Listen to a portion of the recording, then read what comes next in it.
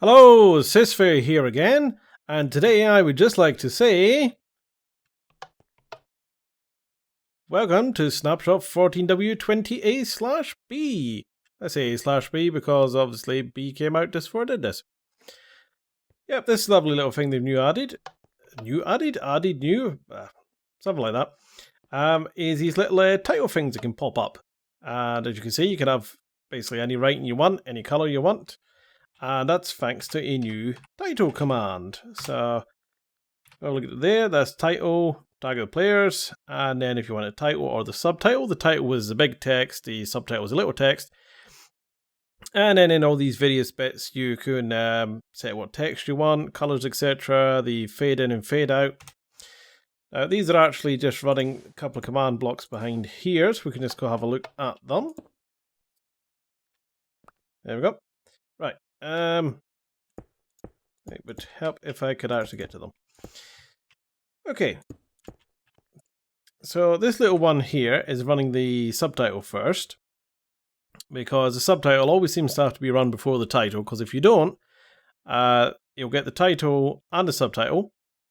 But sorry, if you run the subtitle first, then the title, you'll get both. If you then run the title command again, you won't actually get the subtitle the second time round. I don't know if that's a bug or a feature.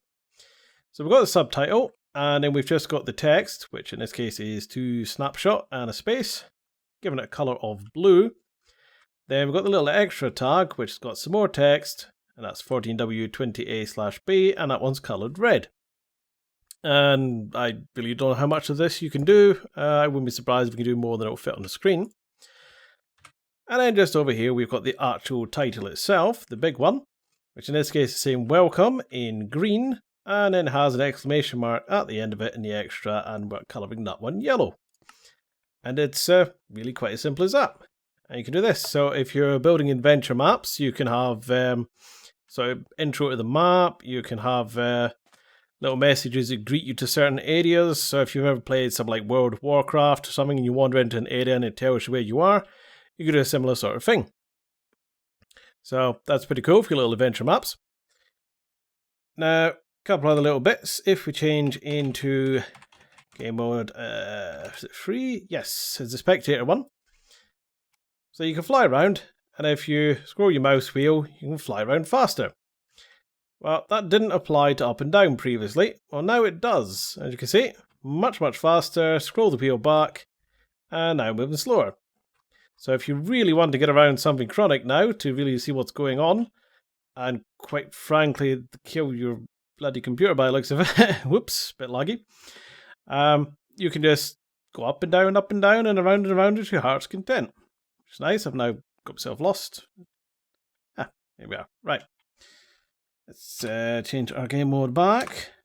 No, not 21. There is no 21. Right. The next little bit I want to show you is in regards to world borders. As you know, you can't go outside the world border, you're stuck. But if you do happen to end up outside the world border, well, you can't move. So, what if you want to get back in? Well, you can't.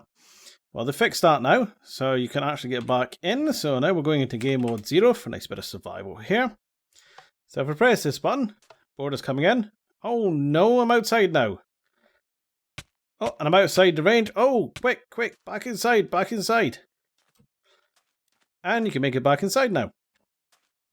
So that gives you a little bit of breathing room. If you saw the previous snapshot video, you've got the buffer where you don't get hurt, and beyond that you do. So if you end up outside, you can get back in again safely. But once you're in, no going back out. So that's pretty cool. Let's get us back into creative. Final sort of in-game thing. You may have noticed that when I was standing in over there is a cave. And yep, that's a cave in a desert. Come over here. Here's another cave. So caves actually now spawn in deserts and in the mesa biomes as well. And they will break through the surface. And when they break through the surface in regards to sand, they've just put some sandstone, because obviously if you don't, just sort of collapse in on themselves. Like that. So you're going to see a lot more surface breaking caves in various places. So that's a little bit of a change you will see. Of course, that might mean some of your previous worlds will have odd alignment problems, but there's a whole load of new biomes anyway, so your old worlds are going to have alignment problems anyway. Final sort of things. The tab list, which pressing tab is doing absolutely nothing because I'm going on setup. But that's the thing when you press tab and obviously it pops up on your screen. They've made that a little bit prettier now. So if you're using things like the health objective, it actually looks a little bit neater. And for those of you that like the good old block IDs with the metadata, I talk about the metadata, block ID? I don't know. But the metadata for blocks, that's all gone now. None of it left. So the only thing now is the, help us put the right thing on the screen, is those bits that you see on the right. So in regards to sand/0, cube normal, variant default.